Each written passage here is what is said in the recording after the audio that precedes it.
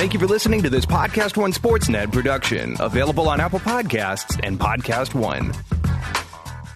The NFL season may be over, but the action in the NBA, college basketball, and the NHL is heating up. There's only one place to get in on the action, betonline.ag. Create a free account on betonline.ag and receive a 50% sign-up bonus just by using the promo code PodcastOne. Betonline.ag, your online sportsbook experts and the exclusive partner of PodcastOne Sportsnet. The following program is a PodcastOne.com production. He started in a small town in Texas. Worked his ass off to become one of the most famous wrestlers of all time. We're going to take care of business tonight, and that's the bottom line. And now he's dominating the world of on-demand audio. And he's doing it for the working man. This is a damn good outlet for me to spew the bullshit off my brain. Yeah! This is Steve Austin Unleashed. All right, everybody, welcome to Steve Austin's show. I am currently out on vacation recharging batteries, but just because I'm recharging the batteries, we still got business to take care of. In the meantime, we'll be playing some of the most requested Steve Austin Show classics that have been locked away in the archives. I got a great one for you this week, and here's my producer, Sean, to tell you all about it. Happy Valentine's Day, and welcome to another classic episode of the Steve Austin Show. It's producer Sean, and thank you for being here. You could have listened to any other podcast in the world, but you chose to be with us today, and I appreciate that. And I appreciate that you're going to be here to check out episode number 7, Steve Austin versus The Fly. Original air date, April 30th, 2013.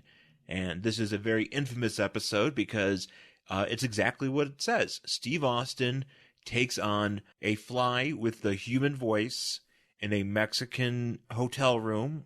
Steve's there shooting Redneck Island for CMT, and him and the fly get into a rumble. They do clash. You get a few facts about flies from Steve beforehand, and this is quite the audio masterpiece.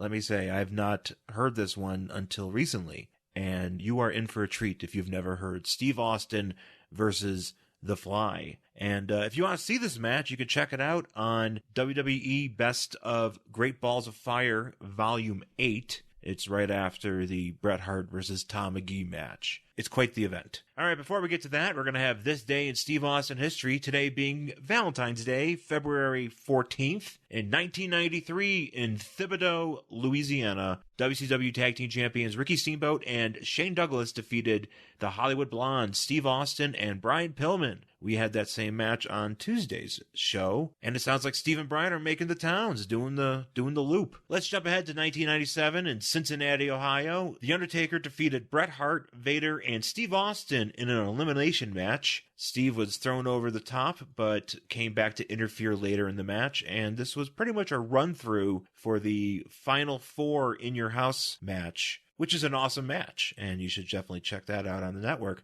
In 1998, in Tampa, Florida, Steve Austin, Cactus Jack, and Terry Funk defeated Triple H and the New Age Outlaws in a no DQ match, and this itself was also another repeat from Tuesday's show, and also sort of a run-through for No Way Out of Texas, which took place the next day on February 15th. The only thing this match is missing is Owen Hart on Steve's team and Savio Vega on Triple H's team. And also, as the name implies, on February 14th, 1999, it was WWE's St. Valentine's Day Massacre in Memphis, Tennessee, which was headlined by Stone Cold Steve Austin defeating Mr. McMahon in a steel cage. This match also saw the debut of Paul White, a.k.a. The Big Show. And if you go back in the archives to about this time last year, I think, Steve did a watch-through in real time watching this particular match, and you can dial up the network and watch along with Steve if you pull up that episode. So that's your day in Steve Austin history for February 14th. Hope you guys all enjoy your Valentine's Day. Coming up after the break, Steve Austin versus The Fly on a classic episode of The Steve Austin Show. Listen up, the sports action in the NBA, the NHL, and college basketball is hotter than ever, and each game becomes that much more important. For instance, in college basketball, the Tennessee Volunteers are in the top spot, while the Duke Blue Devils and the University of Virginia ain't far behind. And keep your eye on Nevada, Gonzaga, and the Michigan schools. As I've been saying for months, there's only one place here at PodcastOne that has all the action you're looking for, betonline.ag. Sign up today for a free account on betonline.ag and use the promo code PodcastOne to receive a 50% sign-up bonus. And don't forget to try live in-game betting to stay right up in the mix. Again, that's betonline.ag for all the details, and while you're there, use promo code PodcastOne. That's PodcastOne to get a 50% sign-up bonus. Don't sit on the sidelines anymore. Get in on the action with betonline.ag, your online sportsbook experts and exclusive partner of PodcastOne Sportsnet. Speaking of bets, I bet you don't realize that it's easy to get the lawn of your dreams by simply feeding your lawn a few times throughout the year. As someone who likes their lawn to be main event level, I can tell you that our yard takes a real beating. Bugs, heat, drought, weak, thin, jabroni grass, and so many damn weeds you think it was the Royal Rumble. Well, our new sponsor, Scott's Turf Builder, has the gimmicks you need for a thick, green, and lush lawn. Just 4 simple feedings help to crowd out pesky weeds by creating a greener, stronger lawn. Feeding multiple times throughout the year with Scott's make your lawn durable and more resilient. Just once in early spring, late spring, summer, and fall for a greener, stronger lawn all year long. Scott's will give your yard the nourishment it needs to help your weak, thin lawn recover. Start your Scott's Turf Builder program today. This is a Scott's Yard. This is Steve Austin Unleashed. I'll tell you something, man. These damn rednecks are kicking ass. I'm proud of them. When I first saw these young, fine individuals, I didn't know what kind of cash we're going to have this year, but after hanging around them a couple weeks now, they're starting to grow on me, and we're sending one home every single week, but the ones that stay around are starting to grow on me, man. These cats got a lot of heart. They're representing very well. A couple of cats here from different states than we had on the last 2 seasons, different representation, same good people with a good heart and highly competitive spirit, and man, these folks are giving it their all, and I'm making sure they give it their all. And we're gonna put on a good show this year for CMT. There's $100,000 on the line, and these damn rednecks know that that's a goddamn lot of money, especially with the economy being the damn drizzling shits that it is. $100,000 to free up a lot of debt or get you further down the road. I don't give a flying fuck who you are. So the rednecks are kicking ass this year, and I got to say, man, the crew working on this show is top notch. There's a lot of different faces from the last 2 seasons, a lot of the same faces. And at the end of the day, man, it's just one big-ass team working to try to put on a goddamn good show. And these people are out there busting their asses all kinds of crazy hours of the day. We're out here in the sun. And don't get me wrong, man, when you come to Mexico and get a chance to work, it's a phenomenal experience. This country is absolutely beautiful. It's peaceful. We're doing what we can do. And to make a good show, this show is going to air right after the CMT Music Awards coming up here in a couple of months. So it's right down the road. And for those of you just tuning into the Steve Austin Show, on Long Story Short, I'll just tell you that Redneck Island ain't just for rednecks. If you just like a good, fun-ass show that ain't rocket science, 2 teams competing against each other in a process of elimination, whittling down to one final winner, this is damn good TV. I'll put it up against any goddamn thing on TV. And don't get me wrong, I might be a little bit biased, but I'm involved in this son of a bitch. I'm proud of the show, proud to be here. And I'm thankful to the rednecks that we got. I'm thankful to the crew that's busting their ass. And going back here to Mexico, I'm still meeting with a lot of fucking challenges. Supposed to have internet. We have internet sometimes. I'll go down to the lobby every now and then. When I have a chance, most of the time I'm out in the field working these sumbitches. So on the times that I get a chance to go to the lobby, I'll see if there's internet. It's 50-50. Sometimes there is, sometimes there's not. And like I said, I want to talk to you about current 411. And in another 2 weeks, when I get back to the United States, I'll be able to do more of that when I have more of the current 411 coming at me. It's been rough, but it is what it is, and I got to keep doing what I'm doing. Thankfully, on the last 2 shows, you guys have chipped in questions. I keep asking you for questions. And I also want you to kick me subject matter. I mean, is there a topic of discussion you would like me to have? Is there somebody you would like me to discuss a topic with? Man, I'm happy to be doing the Steve Austin Show. And the reason I'm doing the Steve Austin Show, I had to shit can that call right there. It was the president calling, probably saying to get my advice on something. But I appreciate the fact that you guys give me an opportunity to do this show, and I want you guys to be hands-on. And I'm going to lean on you time after time, and hopefully, I'll be able to give a little bit of 411 here and there, help you guys out down the road. But it is what it is. I'm trying to come up with some shit for you, but it has been challenging. And on another note, going back to the Mexico thing, I'm staying at a real good place here. It's badass. It's in a marina. And I got done working yesterday. And since I'm on a little bit of a trimmed-down diet right now, I cook all my food in my room, every single meal. But there's a restaurant right over here at the hotel. Every now and then I go over there and get some Dorado and a salad. And goddamn, I got some good-ass fish over here. I guess because the sumbitch just comes out of the water. And it's some fresh-ass shit over here. So anyway, it's a good restaurant. And I looked around. I said, man, you need to get your dumb ass out of your room and take you a little bit of walk around this marina. So I went and did my thing and started walking around the marina. And, man, there was 2 big-ass yachts that had just rolled in or floated in. And motherfuckers ain't rolling. They ain't got no wheels.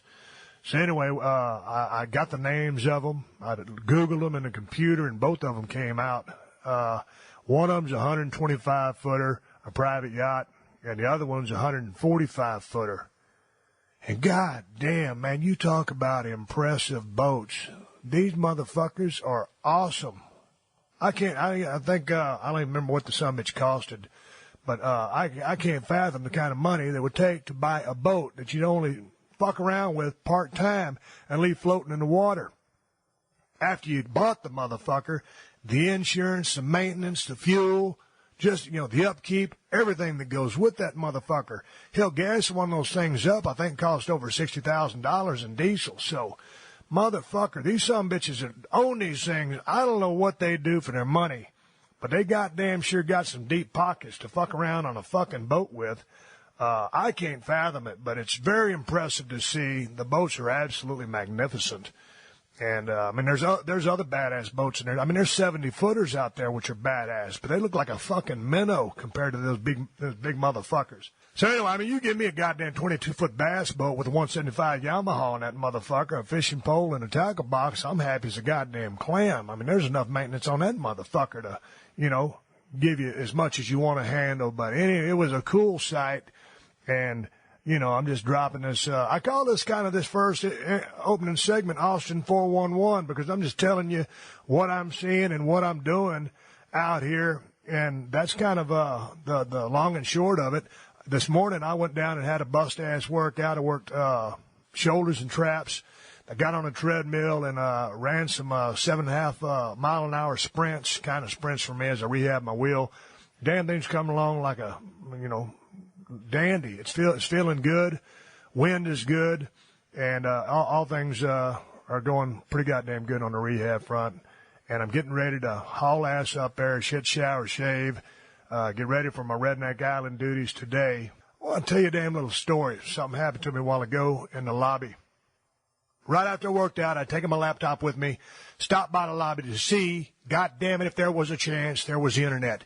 Yes. There was internet, so I got online, started checking the email, the questions you guys sent me. And I'm sitting there minding my own business, and there's a couple other cats in there, and a motherfucking fly comes and lands on my ear. And I shoot that motherfucker off, and he comes back and lands on my ear again. I'm waving my hands over my head. I look like a fucking idiot over there. And then that somebody lands right on almost the inside, outside of my nostril. And I damn near punched myself in the fucking nose. And I started thinking about flies. And I said, man, these little irritating motherfuckers, I'm going to do some research on them. So I pulled up flies, and then I got on a page that says fly information. So check it out. I'm going to give you a long story short of the fly. The motherfuckers that always bother you. It's typically a house fly. It's the phylum is Arthropoda. The class is Insecta. The order is Diptera. Here's the identifying features of a fly. The appearance in parentheses morphology. A fly's got 3 body parts. A head, thorax, and an abdomen. We probably all knew that. If you don't, you do now. They got 1 pair of fully developed wings. The hind wings are reduced to halters. They're small, knob-like structures, and they're used to maintain equilibrium. That's how those motherfuckers got the good balance. The adult mouth parts are sponging, lapping, or piercing. That's why some of those motherfuckers can bite you and eat all your shit that you got on your fucking plate. All adults look like flies, but some may have a metallic color, like a blue bottle fly. Yeah, you seen them blue fucking flies just like I have. They're big a pain in the ass as the ugly ones. They're all ugly. These motherfuckers just got a shiny blue paint job. The antenna may be difficult to see. This is under the adult males and females. Okay, now the males and females are hard to distinguish. The females are usually larger and can extend the tip of the abdomen to form an ovipositor, which is used to lay eggs. Yep, that old ovipositor which lays eggs. Sometimes males have enlarged eyes which meet on the top of the head. Well, ain't that a motherfucker? I wonder if that means that they can see better. Okay, now the immatures, the different stages. Flies are holometabolists. Therefore, they have 4 distinct morphological stages. The egg, the larva, which is basically the maggot, the fucking dreaded maggot. You know, when you leave something around too long, the maggots get in there. And here's a little side note. How do the fucking maggots get in there? Because recently, down to the Broken Skull Ranch, we had a massive electrical storm. Power was out. Fowler goes down to check on the ranch. He finds out that the power's out. Man, I had deer sausage in the freezer. I had backstrap in the freezer. I had all my stuff in the freezer. The power had been down for like a week and a half, 2 weeks. And goddamn, Fowler opened the damn freezer. We've been there before. All of you have probably. Maggots like a motherfucker. Well, here's the question. If my freezer's closed, if the seal is sealed, you know how a refrigerator goddamn opens. How did the maggots get in there? Because I know no flies just kind of chisel in through that little fucking rubber sealer. How did the maggots get in the motherfucker? That's a goddamn mystery. I want to put a goddamn private detective to find out how the maggots got in my meat in my freezer without any forcible entry. Because these motherfuckers are geniuses. It don't make sense to me. Because there wasn't no motherfucking maggots. There wasn't no flies. I mean, because if there was flies before the power got cut off, they would have froze to death. So anyway, back onto the fucking story here. But, the maggot thing sent me off because the motherfuckers bothered me so much. Then you have the pupa and the adult. After hatching from the egg, the larvae molt twice as they grow. The molting of maggots is difficult to see. Well, fancy that. Larvae are maggots with a legless, soft body except for the dark mouth hooks. Oh, goddamn. Those dark mouth hooks. That's ugly as a motherfucker. Pupae are dark and look like a small barrel. Now, the natural history of the fly. Food. Larvae feed on decaying meat and feces. Adult flies feed on sugary food of any kind, including nectar and rotting fruit. The habitat. Flies live in garbage and wherever animal feces are available. Bingo! Dead animals attract flies within hours after death. Most flies are diurnal. I don't even know what diurnal is, and I'm not going to look this thing up because I'm giving you this 411 on the fly. Predators. The predators of the fly are the many birds, bats, spiders, and insects such as dragonflies eat the adults. Predatory and parasitic insects eat the larvae. Here's some interesting behaviors of the fly. The eyes of flies are among the most complex in the insect world. They are compound eyes with many individual facets, each representing a separate light-detecting unit. How many of you motherfuckers knew that? The light reflected from the eye of a horsefly can form a rainbow. Oh, can you imagine that? Sitting there with your girlfriend. Oh, honey, look at the beautiful rainbow off the fucking horsefly's eye. Well, I'm not buying that shit, but if they say so, I'm on the computer, so it's got to be true. Now check this one out. This is badass shit here. Flies taste, smell, and feel with the hairs that cover their bodies. The hairs on the fly's mouth parts and feet are used for tasting. These motherfuckers can taste shit that they're walking on. If they walk onto something tasty, they put down their mouth and taste it again. Well, I'll be a son of a bitch. They can just walk on something. Like I had some fried chicken right before I came down here, and a motherfucking fly landed on my fried chicken. So, first of all, when I think that a fly is on my fucking chicken, I'm just thinking he's walking on it. He's got these dirty little fucking feet, and he's getting germs on my food. I didn't know that he was tasting it. Shit. Flies use other hairs to tell them when they touch something. These hairs bend when touched. The eyes of a fly do not have eyelids, so flies rub their eyes with their feet to keep them clean. Now, see, I never knew that. The fucking eyes of a fly don't have eyelids, so they don't blink. You know, ain't like you and me, you know, blink and we rub our eyes, you know, motherfucker, something wrong with them. They're just trying to clean their shit off. Maybe they got like a little bitty invisible wiper in their paw. Or is it a paw, or would it be a toe, or a hand, or their foot? Maybe it's got like a little bitty lens cleaner gimmick on their fucking thing that they keep in a pocket or something. Here's one for you. A fly cleans itself constantly. Oh, really? A fly cleans itself constantly. Those dirty motherfuckers, to me, they ain't nothing but one big-ass germ. Now, I never weighed a fly, but I wonder if you kill a fly and put him on a little bitty fucking scale, what would he weigh? Because to me, that'd be what? Man, like 3 milligrams of dirt and germs? Anyway, back to the science. Flies walk on smooth surfaces using sticky soft pads that act like glue. This allows them to walk on vertical glass surfaces and upside down. See?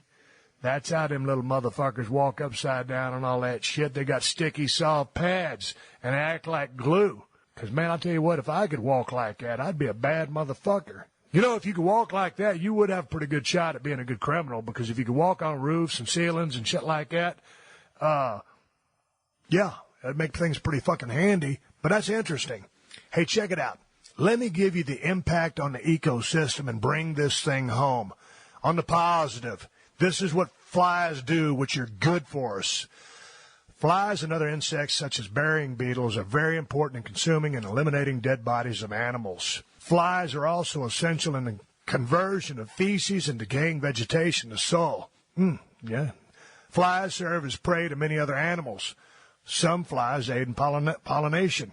And goddamn it, all them fucking bees dying, bumblebees and shit like that, and honeybees, we need some help in pollination. I don't know what's fucking happened to the bee and the bumblebee and all their fucking relatives. Them motherfuckers are getting insecticided out of business. So if we can get a fly to help pollinate some shit and help a brother out, I guess that is a good thing. On the negative side, because of their habits of being attracted to feces and decaying meat, flies have been implicated in transmission of diseases such as dysentery, typhoid fever, and cholera. Oh, that's right, you motherfuckers. You dirty, nasty pieces of shit. Now, if you were to collect these live insects, where to find them? Flies live around rotten food, decaying meat, and animal feces. Horse stables, feedlots, and restaurant trash bins are a few of the fly-frequented areas. Flies are more common in warm weather. See, flies are smart. They don't give a flying shit about cold weather. You want to turn the weather cold? Those motherfuckers going to haul ass and go to the warm weather. I can't say that I blame them. Motherfuckers got to be... Well, you know what? We ain't got a whole lot of flies in Southern California, and we got some badass weather. Maybe that's actually too cool for them. I'll tell you one thing. When we go down to the Broken Skull Ranch, we got flies by the ass load over there. Like I done told you guys on my blog on the BrokenSkullRanch.com. You know, you go to the junkyard, and there's flies everywhere, just like it says here, the trash bin. And then you get in your truck, and then you drive off, and you got flies in the cab of your truck. And then, you know, when you get down to the place where you're going, you know, you relocated that flies, and it's like, you know, are the flies homesick? Will they find their way home? Do they miss their loved ones? Are they lost? What will they do? Will they rebuild, start a new family? It's shit like this that's, you know, makes me wonder more and more about this fly. Anyway, it tells you how to collect the flies, and I'm not going to go into how to collect flies because I don't think anybody listening to this show wants to collect a fly. I just soon fucking swat the motherfuckers. Alexa isn't the only one with breaking news. Make sure to hang around at the end of this podcast for the latest breaking headlines on the AP News Minute. This is Steve Austin Unleashed. Yeah, look at this. I just had a fly land on my fucking microphone. You little motherfucker, you got some nerve coming in here landing on my microphone while I'm trying to do the Steve Austin show. Boy, if I could talk to this motherfucker, I could ask him some fucking questions. Well, why don't you go ahead and ask me questions, you son of a bitch? Fly, is that you talking to me, or have I gone absolutely fucking crazy? Yeah, it's me. And don't call me Fly. Call me Mr. Fly, motherfucker. You talking to me? You're goddamn right I'm talking to you, you son of a bitch, and I said call me Mr. Fly. You got any questions, start asking me, because I'm getting a little bit tired of your attitude. This is a motherfucker. Here I am on the Steve Austin show talking to a fly. Mr. Fly, do you mind if I ask you a couple of questions? Well, go ahead and fire off. I guess I'm honored to be talking to you. I want to thank you for joining the Steve Austin Show. Yeah.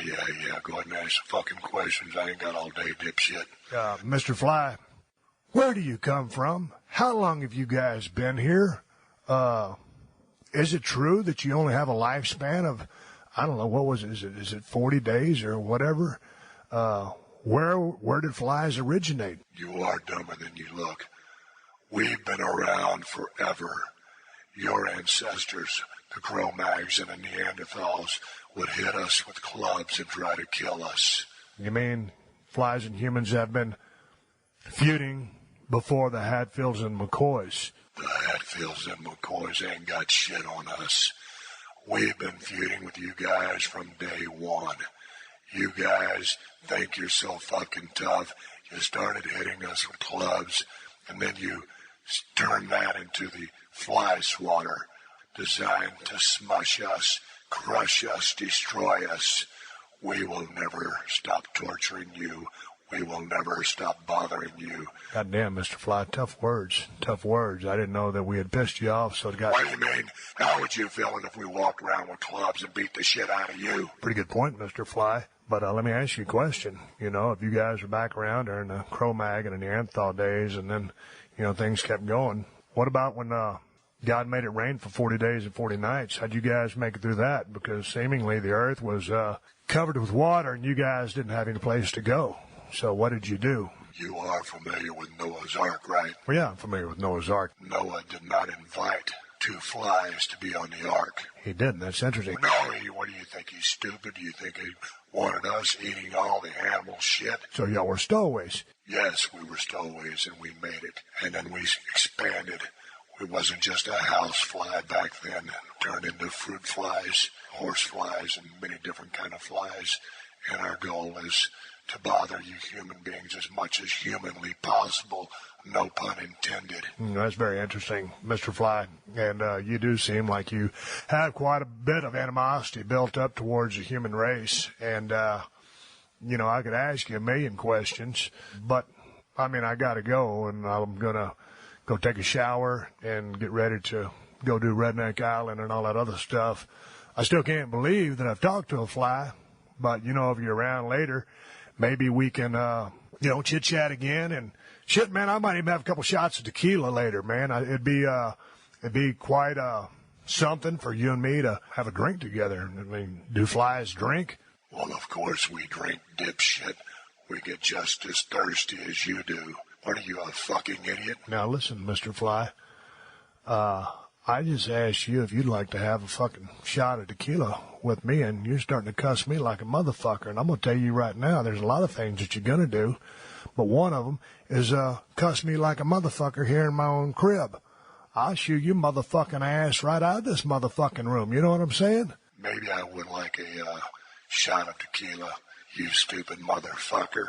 Excuse me? That's right, I called you a stupid motherfucker. Now listen, Mr. Fly. I told you once, and right now I'm telling you for the last time, there ain't gonna be too many more motherfuckers in this place. You know what I'm saying? Because you ain't gonna come in here in my room that CMT's paying for and shit all over my tequila, my limes, and call me a motherfucker and get away with it. That's a goddamn thing that you ain't gonna do. Well, you piece of shit. If you think you got some guts and you want to take on Mr. Fly, why don't we just step outside and fight? You want to step outside with Steve Austin and fight toe-to-toe? That's exactly what I said. You know what? I got a better fucking idea. Why don't we do this motherfucker in a goddamn squared circle, Mr. Fly, you mealy-mouthed prick? Mr. Fly, I'm calling you out right now. You want a piece of me? Say yes or no. Yes. Do you want to fight? Yes. Do you want to wrestle inside the squared circle? Yes. Well, I'm picking the goddamn town. It's going to be Chicago. The building's going to be the Rosemount Horizon, the best building for wrestling in the United States of America. Okay, I'll be there.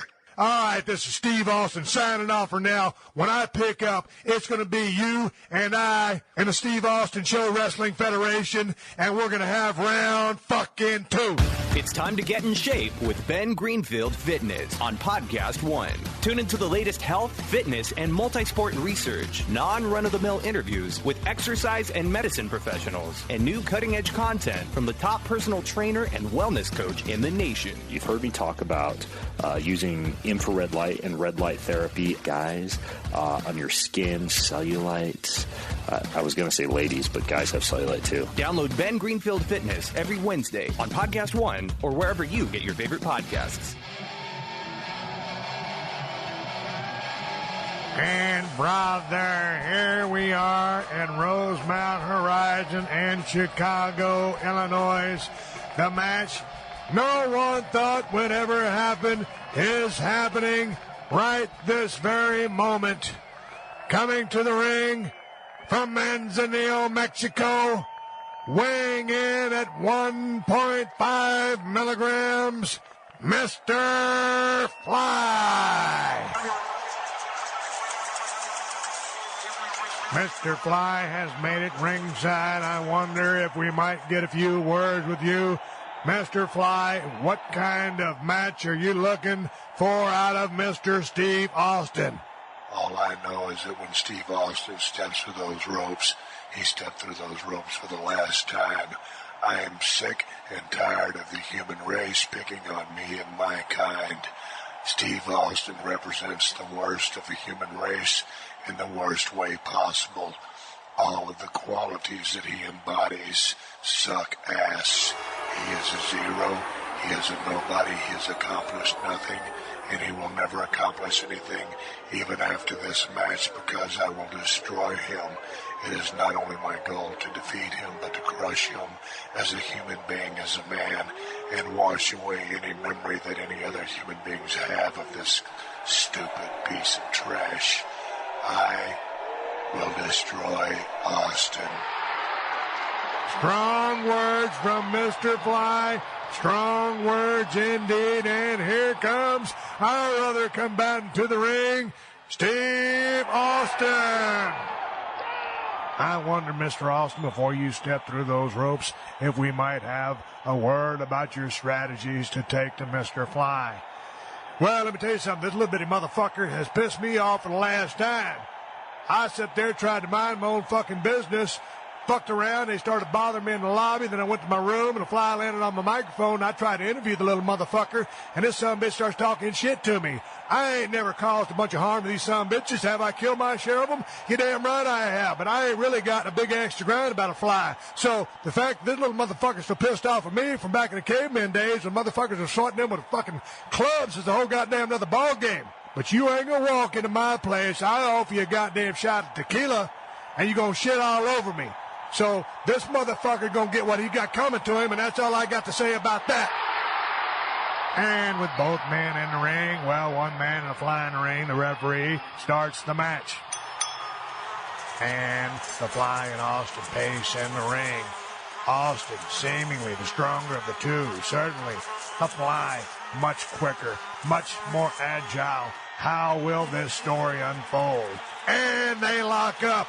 Austin with a headlock. Fly pushes him to the ropes. Elbows, couple of elbows to the drum of Austin.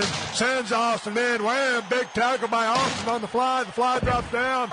Austin hits the rope, crosses the ring. Arm drag. Hip tosses Austin. Oh! Follows it up with a drop kick. Austin out of the ring and on his ass. Oh my God! Look what the Fly has done to Austin. Austin confused, bamboozled, flabbergasted on the apron of the ring. He doesn't know what hit him.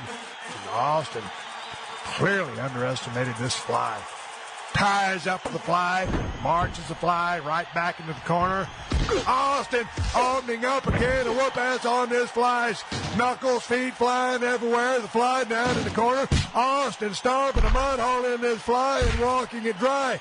Austin pulls the Fly up in the turnbuckle. Irish whips him across the ring to the other turnbuckle. Charges the Fly. Clothesline on the Fly. The Fly in pain. Devil in pain. Austin working the wing. The Fly comes up to his feet. Pushes Austin to the ropes. Austin breaks the hold according to the referee's directions. Back to the center of the ring. Austin the fly, lock up. Austin with an arm drag on the fly goes back to the wing hold. Austin's game plan clearly is to work this fly's wing. Austin picks the fly up and slams him to the ground. Austin going to the turnbuckle. The second turnbuckle drops a big elbow on the fly's wing. This fly may not make it past the 5-minute mark. Austin certainly in control and opened up a can of whoop-ass on this fly. Austin backs the fly into the turnbuckle.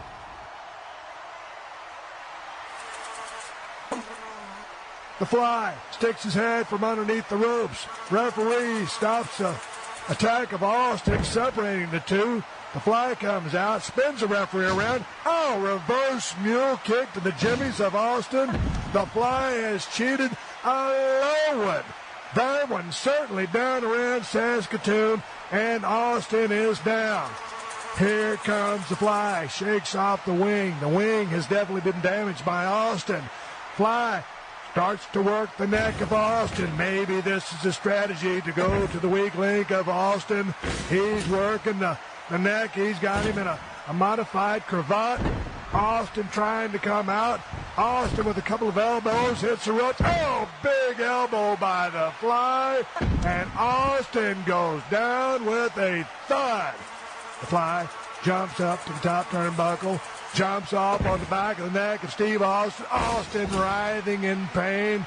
This fly snapmares Austin. He grabs him in a rear chin lock, the dreaded rear chin lock that so many use as a rest hold, but the rest hold is not in play here. This is a working hold employed by the fly, and he's got a surmountable amount of pressure on the neck of Austin. Austin trying everything that he can do to come out of this, comes to his feet. Clearly the crowd behind this young Steve Austin, this fiery young meat baby face from Victoria, Texas. And he gives a couple of elbows to the ribs of the fly, a couple of more elbows to the ribs of the fly, takes off, hits the ropes, ducks a clothesline of the fly, ducks an elbow. Oh! The fly has Austin in the iron claw. Austin in the claw, fly in control. Here what we have here, folks, Austin is in trouble. This fly has Austin in the dreaded claw, made famous by Baron Von Raschke and the Von Erich family from Texas. What's going on here, folks? What's going on? Austin bleeding from the temples. Somehow, some way, Austin has been busted open by this fly. Is it the pressure? What happened to Austin's head? The fly in control. Austin losing blood, losing consciousness. It looks like it could be all over for Austin. This crowd is going crazy. Referee moves in to check the arms of Austin. Picks up the arm. Austin drops the arm. He's on his feet, but he's dead on his feet. He's unresponsive. Referee picks up the arm. The arm falls again. He's going to pick up the arm for the third time. If the arm drops this time, it's all over. The fly will win the match. Referee raises the arm. The arm falls. Oh, halfway down. Austin raises his arm up. He's down, but he's not out. Somehow, some way, this young man is drawing energy from the crowd. He starts shaking. He's on fire. It's Katie bar the door. This Donnybrook is about to turn into a Pier 6 brawl. Austin elbows, hits the goddamn ropes. Fly goes for a backdrop. Austin with a swinging net breaker. The fly is in trouble. Oh, Austin mounting the comeback. Puts the fly in the turnbuckle, kicks and punches and kicks. This fly doesn't know where to shit or wind his watch. This is a rare move for Austin, putting the fly on the top turnbuckle. Superplex by Austin. Both combatants in the ring, dazed and confused. Austin in control. Austin goes for the cover. And 1, 2. Oh, what's happening? What has just happened, ladies and gentlemen? Someone has hit the ring. It's Superfly Jimmy Snuka with a coconut. Referee distracted. Somehow he got a thumb in the eye. Snuka, Superfly just blasted Austin in the head with the coconut. The Superfly, why is he helping out the Fly? No one knew that they were related. Referee comes back around, Superfly to the dressing room, disappears. Austin on his back in the middle of the ring. The Fly covers, the referee counts 1, 2, 3, and the Fly wins. Somehow this dirty, low-down, stinking motherfucker has pulled off the win. Snuka from the dressing room, no one knew was in the building, comes out to help the Fly. Austin lays there bleeding, laying in a pool of blood while the Fly grabs a bottle of tequila from the crowd and starts drinking. No, he's not just drinking. He's going to add insult to injury and pour the tequila all over Steve Austin. Wow, talk about salt in the wounds and rubbing Austin's face in this. Clearly an embarrassing loss for Austin, and the Fly flies off to the dressing room. Brother, what a match. Austin has lost the match to the Fly. We're going to see what Austin has to say when he regains consciousness. And Steve Austin has regained his consciousness. I don't know if he's regained his composure. I will attempt to talk to this young man. Steve, what happened out there tonight?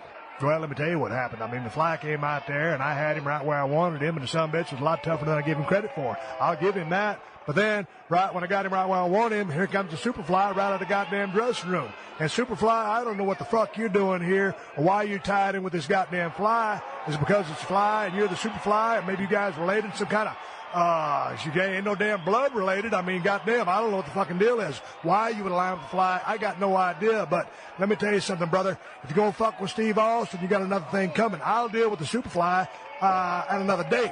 As far as the Fly goes, I want another motherfucking match. If you got a hair on your ass, and do Flies have asses? Yeah, they got that ovipositor. If you got a hair on your ass, you'll accept a challenge for a rematch, motherfucker. I'm going to catch you down the road. Hey, let's give a shout-out to our friends over at TrueCar for supporting the podcast. TrueCar knows that every car comes with its share of stories. That ding in your bumper when you nervously picked up the first date, or the mileage you saved by riding your bike all summer. While you can't put a price tag on your stories, now with TrueCar, you can at least find out what your car is worth when it's time to sell or trade it in. Just go to TrueCar. Simply enter your license plate number and watch your car's details pop up. Then, just answer a few questions. Navigation, moonroof, high mileage. Now you'll know how much it's going to cost you so you can plan ahead. Once you're finished, you'll get a true cash offer sent in minutes, which you can take to a local certified dealer to cash out or trade in. So when you're ready to experience a better way to sell or trade in your car, check out TrueCar today. True cash offer not available in all areas. You're also going to need car insurance for that vehicle. Go to geico.com and in 15 minutes, you could be saving 15% or more on car insurance. That's right. Save hundreds of dollars on car insurance at geico.com. Extra money in your pocket? It may just be the most rewarding thing you do today. All right, I'm giving Sean a go-home cue, so let's wrap it up for this week. Make sure you check out PodcastOne.com and subscribe to The Steve Austin Show so you don't miss any of these classic episodes. Before I ride off in the sunset, I do want to throw out a couple of plugs. I still got a beer. It's the badass Broken Skull IPA, the finest IPA in the United States of America, and that's the bottom line. Made by El Segundo Brewing Company. You can find Broken Skull IPA at Whole Foods and Total Wines if you live in Cali. If you ain't in Cali, you're probably SOL. And if you're looking to get a badass pocket knife, I got two for you. Cold Steel Broken Skull Knife, Cold Steel Working Man Knife. Get them at my Amazon store. Amazon.com/shop/Steve Austin, or go to the Cold Steel Knives website and check out all their badass knives. Also, one more big shout out to all my sponsors to make this show possible. That's how I'm able to bring this show to you free twice a week. Please support them because they support us. For more info, check out the podcast description to this episode for details. Folks, I am on social media, Twitter and Instagram, at Steve Austin BSR. Folks, I'll be back soon, but until then, my name is Steve Austin, and I will catch your ass down the road. This has been a Podcast One production. Download new episodes of The Steve Austin Show every Tuesday at PodcastOne.com. That's PodcastOne.com.